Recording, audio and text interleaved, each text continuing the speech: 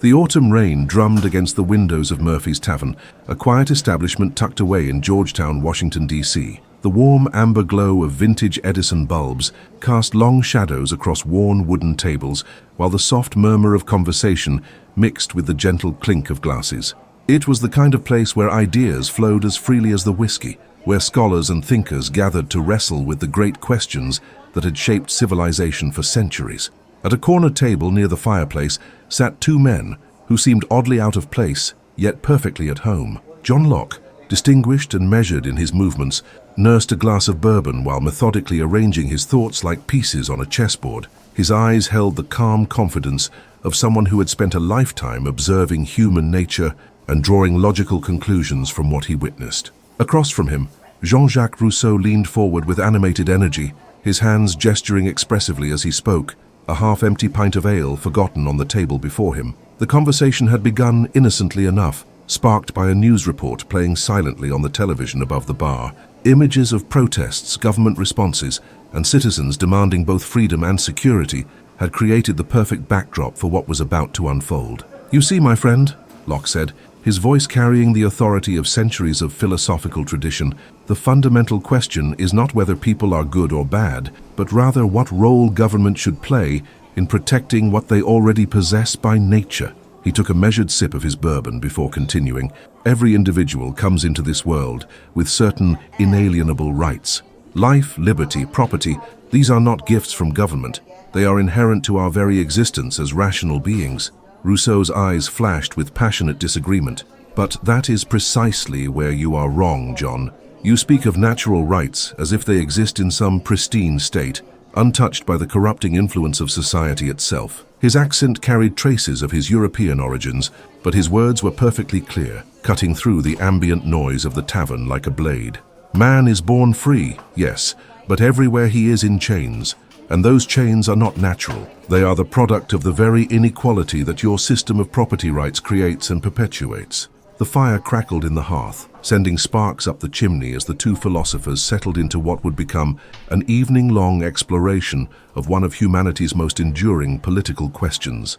Other patrons occasionally glanced their way, drawn by the intensity of their discussion, but the two men seemed oblivious to everything except the ideas they were exchanging. Locke set down his glass and leaned back slightly, his demeanor remaining calm despite the challenge in Rousseau's words. "You mistake cause for effect, Jean-Jacques. The inequality you lament is not the result of protecting natural rights, but rather the consequence of failing to protect them adequately. When government oversteps its proper boundaries and begins redistributing property according to the whims of the majority, it destroys the very foundation upon which peaceful society rests."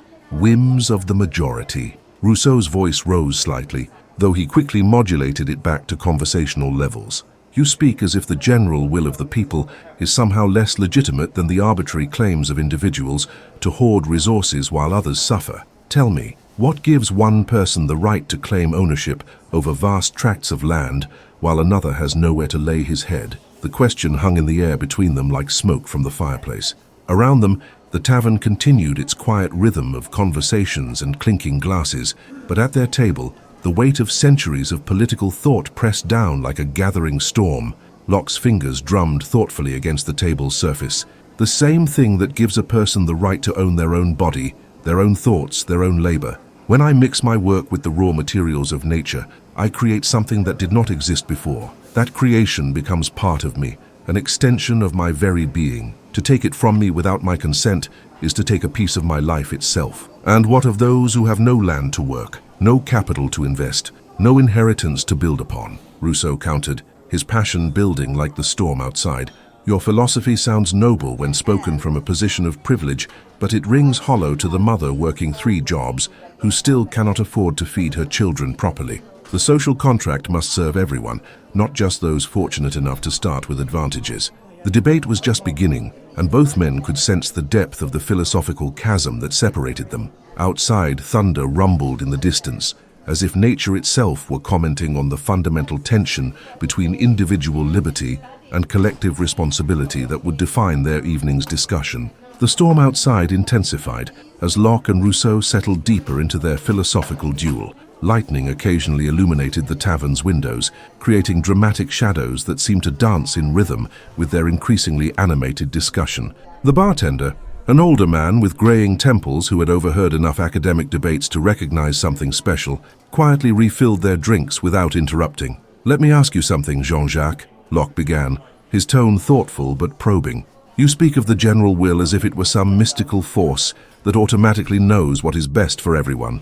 But who determines what this general will actually is, and what happens to the individual who disagrees with the majority's decision?" Rousseau paused, considering the question while watching the flames dance in the fireplace. The warmth from the fire contrasted sharply with the cold rain pelting the windows, creating an atmosphere that seemed to mirror the philosophical tension between them. "The general will is not mystical, my friend. It is the expression of our collective sovereignty, our shared commitment to the common good. When people come together in a true social contract, they surrender their individual wills not to a monarch or an elite, but to themselves as a collective body." He gestured broadly, encompassing the entire tavern as if to illustrate his point. "Every person participates equally in creating the laws they will follow. This is not tyranny, but the purest form of freedom, freedom to live under laws we ourselves have made." Locke shook his head slowly, a slight smile playing at the corners of his mouth. "But you have not answered my question about the dissenting individual. What happens to the person who believes the majority has made a terrible mistake? Under your system, they have no recourse, no protection, no right to say no to what the collective demands. You have simply replaced the tyranny of one monarch with the potentially far more dangerous tyranny of the mob." The accusation struck home, and Rousseau's eyes flashed with indignation. "Mob? You call the sovereign people a mob? This is exactly the kind of elitist thinking that keeps ordinary citizens from having any real voice in their government. You would rather trust the whims of property owners and merchants than the collective wisdom of the people themselves." "I would trust neither," Locke replied firmly. "That is precisely my point. Government, whether democratic or monarchical, is inherently dangerous to human freedom. It must be limited, constrained, bound by law and constitutional protection for individual rights. The moment you give any group, even a majority, unlimited power over individuals, you have destroyed the very foundation of justice." Rousseau leaned forward, his passion evident in every gesture. "But unlimited power is exactly what your system gives to those who own property. They can exclude others from resources, force people to work for wages that barely sustain life, accumulate wealth while others starve. How is that not tyranny? At least under a true democracy, everyone has an equal voice in shaping the conditions of their existence." The philosophical battle lines were clearly drawn now. Around them, other patrons had begun to take notice of their intense discussion. A young graduate student at a nearby table had abandoned her textbook to listen, while an elderly professor emeritus nursed his wine and nodded thoughtfully at particularly well-made points. "You assume that property rights inevitably lead to exploitation," Locke continued, his voice steady but insistent. "But history shows us something different. When individuals are secure in their property, when they know that their labor and investment will not be arbitrarily seized by government or mob, they create wealth, innovation, prosperity that benefits everyone. The rising tide lifts all boats, as they say. History shows us that, does it?" Rousseau's voice carried a note of bitter irony. "Perhaps you should walk through the neighborhoods just a few miles from here, where that rising tide seems to have left plenty of boats stranded on dry land. Your philosophy works wonderfully for those who already have boats. For those drowning in the water, it offers nothing but pretty speeches about natural rights." The intensity of their exchange had drawn the attention of nearly everyone in the tavern now. The bartender had turned down the music, and conversations at other tables had quieted as people strained to hear the debate unfolding between these two passionate advocates for fundamentally different visions of society. Locke took a long sip of his bourbon before responding, using the pause to gather his thoughts. "You paint a false picture, Jean-Jacques. A society that protects individual rights is not a society that abandons the poor or the disadvantaged. Quite the opposite. When people are free to innovate, to trade, to build businesses and create value, they generate opportunities for others.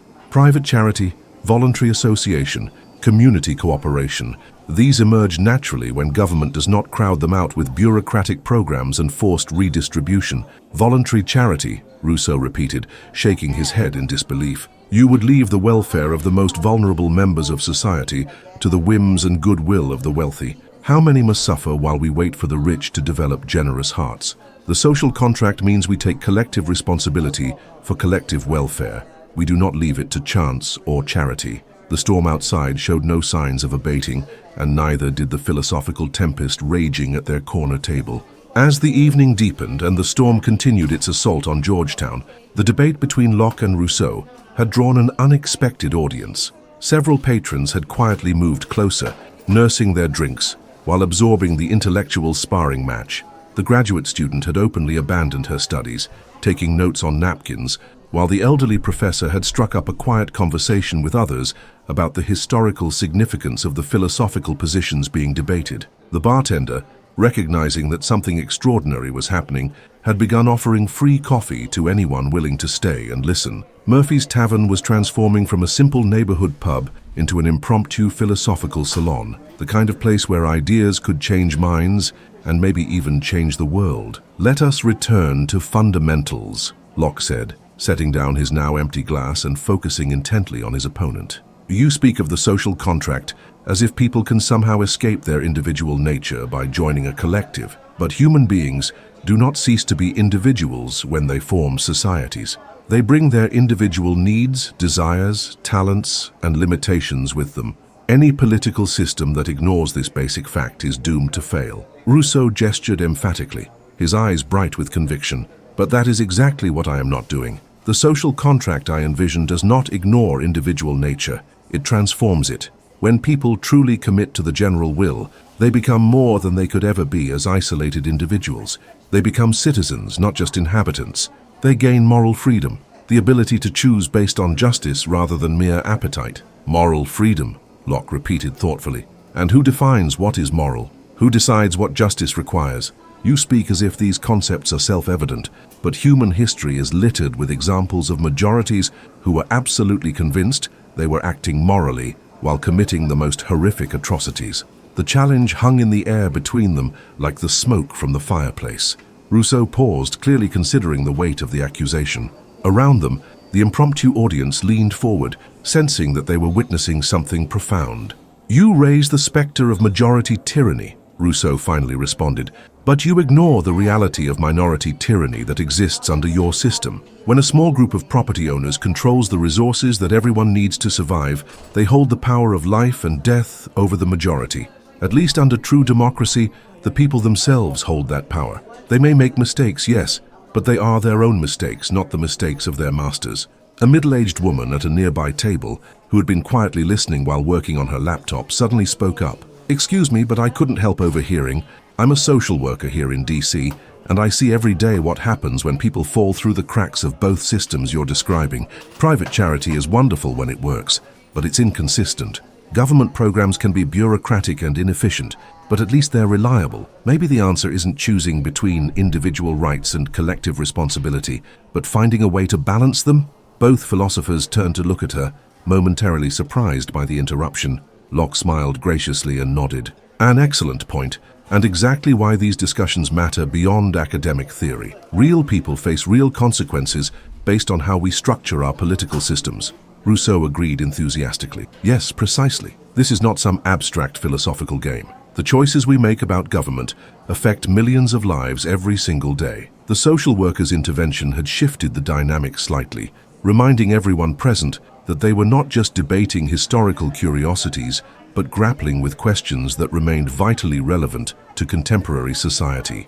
"But you see," Locke continued, addressing both Rousseau and their unexpected contributor, "the balance you seek can only be achieved through constitutional limits on government power. When you give government unlimited authority to pursue the general will, you create a system where today's majority can impose any burden on tomorrow's minority. Individual rights serve as a protection against the inevitable swings of popular opinion." "Constitutional limits written by whom?" Rousseau shot back. "By the same property-owning elite who benefit from the current system. Your constitutional protections become barriers that prevent the people from making real changes when they recognize that the system is not serving them." The graduate student who had been taking notes looked up nervously, then cleared her throat. "I'm studying political science, and this reminds me of the debates during the American founding. Hamilton and Madison worried about both majority tyranny and minority tyranny. They tried to create checks and balances, but we still struggle with these same questions today." "Exactly right. Locke said, pleased to have found another ally in the discussion. The American founders understood that government power must be divided and limited. No single institution, no matter how democratic, should have unlimited authority over individual lives. But look at the results, Rousseau countered passionately. Your American system has produced massive inequality, where a few individuals control more wealth than entire nations, while others lack basic healthcare, education, and housing. The checks and balances you celebrate have become obstacles that prevent necessary social progress. The room had grown quieter as more people strained to hear every word of the debate. Outside, the storm seemed to be reaching its peak, with thunder rolling across the city like the sound of distant artillery. Inside Murphy's tavern, ideas clashed with equal intensity, though the weapons were words rather than weapons, and the battlefield was the human mind rather than the physical world. The bartender glanced at the clock and realized that what had started as a casual evening conversation had become something extraordinary, a genuine philosophical symposium that was approaching its climax. As midnight approached, the storm outside began to subside, leaving only the gentle patter of rain against the windows. Inside Murphy's tavern, the atmosphere had become electric with intellectual energy. What had started as a conversation between two men had evolved into a community dialogue that included nearly everyone present. The elderly professor emeritus had introduced himself as Dr. Margaret Chen, a retired scholar of political philosophy from Georgetown University. She had been quietly observing the debate while sipping her wine, and now she spoke with the authority of someone who had spent decades studying these very questions. "Gentlemen," she began, her voice carrying easily through the hushed tavern, "I have been teaching Locke and Rousseau for over 30 years, and I must say you have both captured something essential about their thinking. But perhaps we should consider how their ideas have evolved in practice." Both debaters turned their attention to her, along with everyone else in the room. The social worker closed her laptop completely. The graduate student put down her pen, and even the bartender stopped cleaning glasses to listen. Locke's emphasis on individual rights became the foundation for classical liberalism and eventually modern libertarianism, Dr. Chen continued. Rousseau's general will inspire democratic socialism and various forms of participatory democracy, but neither pure approach has succeeded in solving the fundamental tension between individual freedom and collective welfare. Locke leaned back in his chair, his expression thoughtful. "You suggest that our ideas are somehow incomplete?" "Not incomplete," Dr. Chen replied with a gentle smile. "Partial. Each of you captures an essential truth about human nature and political life, but perhaps the real world requires some combination of both perspectives." Rousseau nodded slowly. "I have always maintained that the social contract must serve everyone, not just the privileged few. But I will concede that protecting minority rights is a crucial component of any just society. And I have always argued for constitutional limits on government power," Locke added. "But perhaps those limits must be designed to ensure that government actually fulfills its essential functions, including protecting the vulnerable from both private and public tyranny." The graduate student raised her hand tentatively. "Professor Chen, are you saying that maybe they are both right in some ways?" "I am saying," Dr. Chen replied, "that the best political systems find ways to protect individual rights while also enabling collective action for the common good. The Nordic countries, for example, have strong social democratic institutions alongside robust protections for individual liberty. They have not solved every problem, but they demonstrate that the choice between individual rights and collective welfare may be a false dilemma." The social worker nodded enthusiastically. "That makes sense from what I see in my work. People need both individual freedom and community support. They need to be able to make their own choices, but they also need safety nets when those choices do not work out or when circumstances beyond their control intervene." A businessman who had been quietly listening from the bar spoke up. "But how do you prevent the safety nets from becoming dependency traps? And how do you ensure that protecting individual rights does not become an excuse for ignoring social responsibility?" "Those are the right questions," Locke said approvingly, "and they require constant vigilance, constant adjustment, constant dialogue between different perspectives." "Indeed," Rousseau agreed. "Perhaps the general will is not a fixed thing, but something that emerges from ongoing democratic participation and debate. And perhaps individual rights are not absolute barriers to collective action, but guidelines that help ensure collective action serves everyone fairly." The bartender, who had been listening with growing fascination, finally could not contain himself. "So are you saying that after all this debate, you actually agree with each other?" Both philosophers laughed, and the tension that had filled the room for hours suddenly broke like the storm outside. "Not exactly," Locke said with a chuckle. "We still disagree about the proper scope of government power and the relationship between individual and collective responsibility. But perhaps we both recognize that these questions cannot be answered once and for all. They require ongoing conversation, ongoing experimentation, ongoing commitment to both individual dignity and collective welfare. The French have a saying," Rousseau added with a smile, "the price of freedom is eternal vigilance. Perhaps the price of justice is eternal dialogue." Dr. Chen raised her wineglass in a toast. To eternal dialogue, then. To the courage to keep asking hard questions and the wisdom to recognize that simple answers to complex problems are usually wrong answers. Around the room, glasses were raised in agreement. The graduate student was already planning her thesis on contemporary applications of classical political theory. The social worker was thinking about how these insights might inform her advocacy work. The businessman was reconsidering his assumptions about the role of government in economic life. As the evening wound down and people began to gather their belongings, Locke and Rousseau shook hands warmly. "It has been a pleasure, my friend," Locke said sincerely. "Even when we disagree, we share a commitment to human flourishing." "Indeed," Rousseau replied, "and perhaps that shared commitment is more important than our particular disagreements about how to achieve it."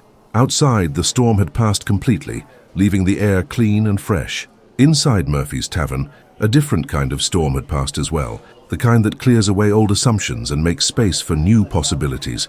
The debate between individual rights and collective will would continue, as it must in any free society. But perhaps through dialogue and mutual respect, it could be a productive tension rather than a destructive conflict. The last patrons filed out into the quiet Georgetown night, carrying with them new questions and new perspectives. The tavern returned to its usual quiet atmosphere, but something had changed. Ideas have a way of lingering in the air long after their advocates have departed, continuing to work their influence on anyone willing to listen and think seriously about the fundamental questions of human political life.